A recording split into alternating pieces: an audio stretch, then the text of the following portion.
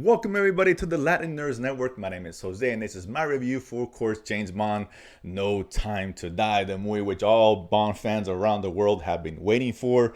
COVID be damned, we're finally getting it dropped over this coming weekend.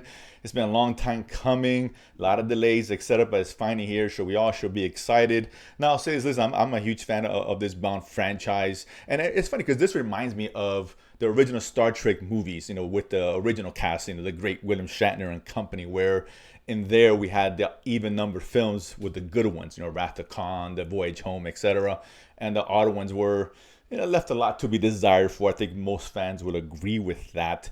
And Bond follows a similar pattern, this iteration of Bond, where, except in this case, it's the odd number ones which are good, and the even number ones which were, again, left a lot to be desired. Of course, the other ones, Casino Royale and Skyfall, I thought were great. I think most Bond fans would agree with that.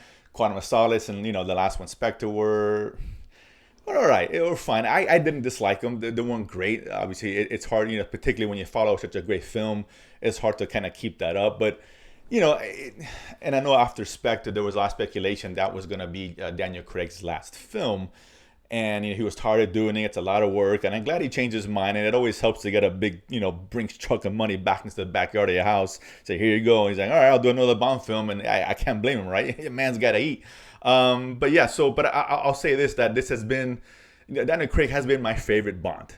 And this has been my favorite iteration of this character, of this film franchise. And I love, it's a little bit darker, grittier, had a hard edge behind it, that stripped away all the fluff and over the top gadgets and campiness, and kind of gave it something a little more grounded. And I really appreciated that here. So I was really glad to see it coming back, and I'm happy to say that this was a proper send off for Daniel Craig. It's his last time playing this character. Been, I think, 15 years. It kind of reminds me of Hugh Jackman and Logan. And he deserved to go out much better than what we got in Spectre, and we definitely got that here. And this movie, listen, this movie has a lot of familiarity here. We have, Ralph Fiennes as M coming back. We got Naomi Harris as Moneypenny. We got Q coming back. Jeffrey Wright, who plays Felix, we saw in some of the previous films. He's also back. Christoph Waltz, who played the villain in the last film, he's also back as well. But it goes beyond that. There's a lot of new characters that they kind of sprinkle in here, starting with una belleza de Cuba, a Cuban beauty here, who I'm glad to see, particularly here at Latin Nerds Network. Everybody behind this channel is happy to see the Hispanic representation, particularly in the Bond film. And she's got a small role, but she's really good in it. She's very memorable. She gets a chance to kick some ass, so I'm happy about that. But we got Lashana Lynch, who also she actually plays 007, because what we are now is Daniel Craig is retired as Bond, of course, as 007. But please stop.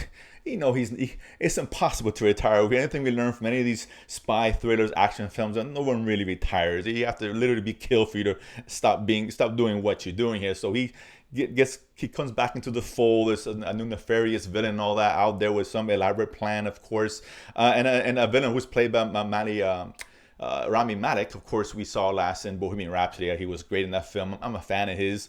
It was interesting to see what he'd do. And I'll say this because there's a couple gripes with this film. This movie is really good. I really enjoyed it. Very entertaining. A lot of good action. But it's not a perfect film by any stretch of the imagination here.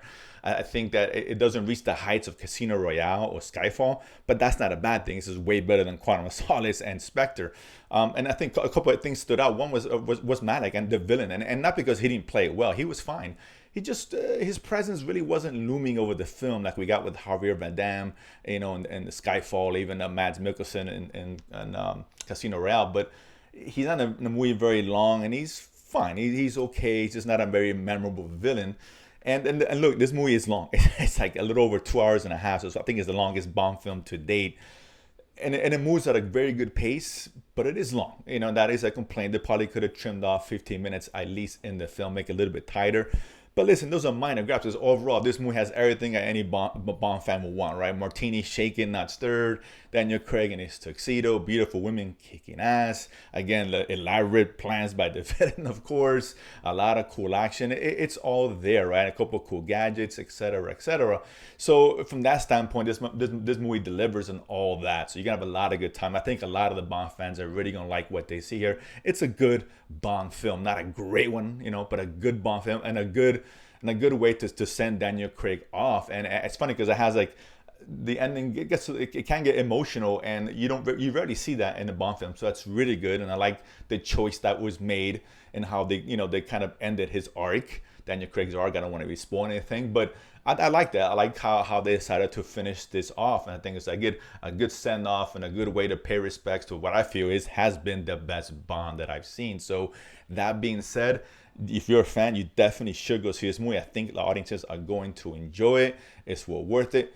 Don't drink anything. Take a good piss, and before you walk in the theater, because at 2.5, I think 2:30, 2:40, is a lot to sit there and you have to hold your pee for a long time. So buyer beware of that. But that being said, all jokes aside, it's definitely worth your time. I absolutely recommend it. I think you guys should definitely see it on the big screen. So that being said, you guys are going to check it out. If you do, as always, comment below. Let me know where you guys thought. And of course, if you haven't done so already, subscribe below and feed my need to go to the movies and talk about it afterwards. See you guys next time.